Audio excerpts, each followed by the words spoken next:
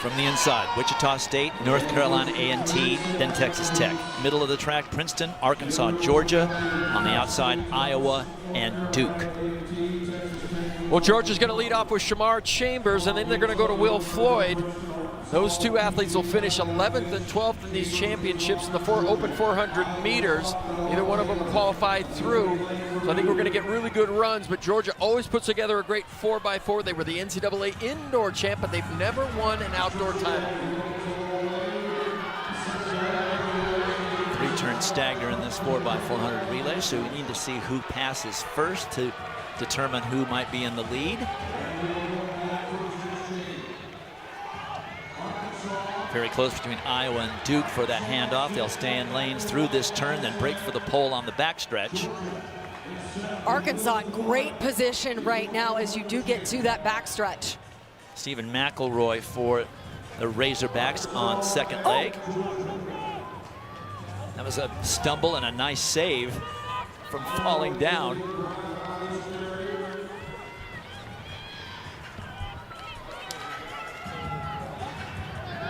Iowa in front now. Georgia is now back in third place with Will Floyd. Now Arkansas making a run. McElroy finishing strong, putting his Razorbacks back in the lead. They will hand off first. And for the Hogs, it's Jonah Vigil.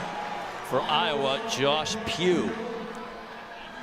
45-5 for Stephen McElroy and Arkansas. Well, that's just great experience by Stephen McElroy. He saved a lot of his energy until the last 100 meters. He was sitting in third position, makes a nice move, puts the Hogs out in front, gives them an opportunity to control this race. That's Zy Ricks for Georgia on third leg.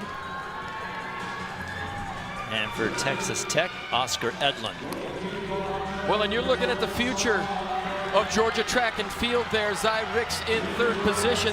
He's a freshman. He'll pass to Irvin Person, who's also a freshman, and Will Floyd, the sophomore, was your second leg for the Georgia Bulldogs. On anchor, it's Jaden Smith for Arkansas. For Iowa, Isaac Lewis.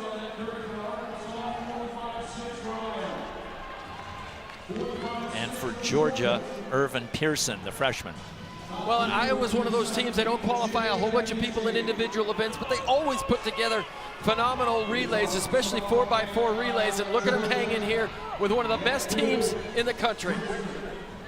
Arkansas and Iowa, top two finishers, teams automatically qualify into Friday's final. And right now it looks like it'll be Arkansas and Iowa, though Duke's Callum Robinson is making a valiant effort in third, maybe trying to get that one of those time qualifiers.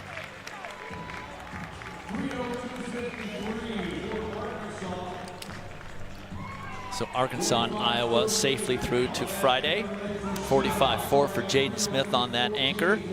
3:02.53 the winning time. All right, the runners are getting ready for Heat 2, but here are the results from Heat 1. Arkansas and Iowa automatically qualifying through, with Duke, Georgia, and Princeton hoping to get through on time, with two semifinal heats remaining.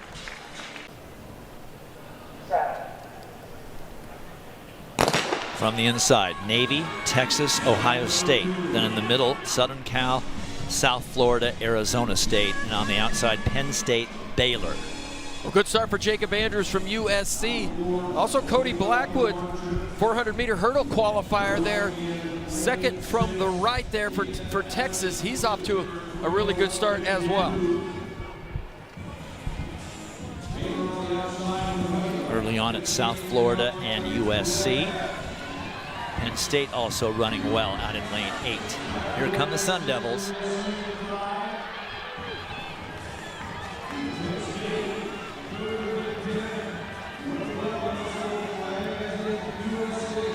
Sun Devils and Penn State with the USC closely behind on the first pass. They'll stay in lanes through this turn and then break for the pole on the backstretch. Ohio State trying to get into things as well. That is Nazio John for the Buckeyes. For USC, William Jones And for the Sun Devils, Malik Franklin. Well, you can spot William Jones from a long ways off. Very upright running mechanics there as he leads the pack with 100 meters to go. Nice move by USC, though, to put one of their strongest 400-meter runners there in second position to try to get out front, take control of this race, put away some of these teams early. South Florida has some work to do. Xavier Monfries was their second guy to Corey Oddie, but they got some work to do. They're back in fourth. USC, Ohio State, Arizona State, South Florida. For the Trojans, Jalen Knox. For the Buckeyes, Nick Vega. And for the Sun Devils, Trevin Moyer. Separation by the top two teams, USC and Ohio State making a move. South Florida also trying to get back in this thing. They are the co-collegiate leaders. For them is Corey Oddie. Whoa, here come the Bulls. There they are. As SC and Ohio State, their lane is going up. South Florida passes first after being fourth with 200 meters to go, and Penn State into second place. Nittany Lions, Jake Palermo, the freshman, with a great pass. So it's South Florida, Penn State, Ohio State, USC. That's Garrett Kaland for the Trojans, trying to put them in front with 200 meters to go. Well, for South Florida, it was Gabriel Maranta who ran that third leg. They switched it in the lineup, and Corey Oddie who will run anchor for South Florida now. Well, they've relinquished the lead that they had. Now you got that one of those top two spots. USC and Garrett Kaland in the lead. Now can South Florida grab that second spot? Nope. Penn State holds them off and gets that second spot. So South Florida has to wait through one more semifinal to see if their third place time from Heat 2 is going to get their team into the final. They ran 3:03.54. That's a second and a half almost under the bubble time, but there is still one heat remaining. And if there's any question at all on Garrett Kaland's health, that answered it right there. What a run there by Garrett Kaland. Look at him just pull away from the field here. And I love a 200-meter runner that likes to step up and run the 400 meters. Courageous running by Penn State. Wow. How about that Jake Palermo holding on to second place? With Corey Oddie closing hard for the Bulls of South Florida. Now they have to just sit back and wait and see if they can get in. Penn State gets a school record and an automatic qualifier in second place, but USC wins the heat. South Florida's got to sit back and see if that 3:03.54 holds up. It's almost a second faster than what it took to get through last year, but there's still one heat remaining.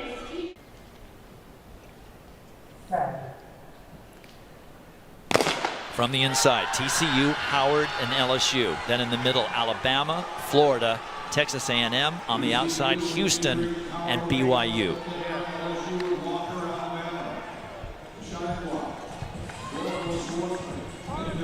Pretty even through the first 200 meters.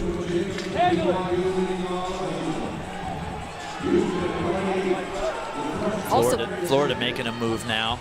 This last heat has the benefit of a bit less wind as I'm just looking to the flags over there. Certainly more still as they are coming off that turn to Bowerman Tower. Eli Haslett for BYU making a move there for the Cougars. And they pass first. 46-3 leadoff for BYU.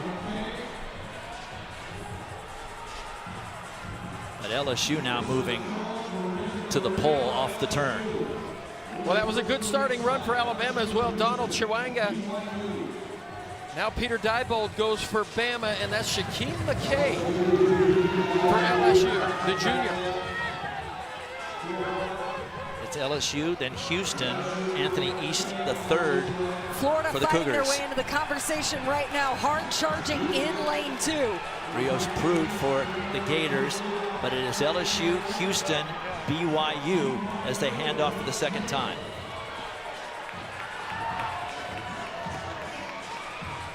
.45-2 for Shaquem McKay of LSU. That's why the Tigers are still in the lead.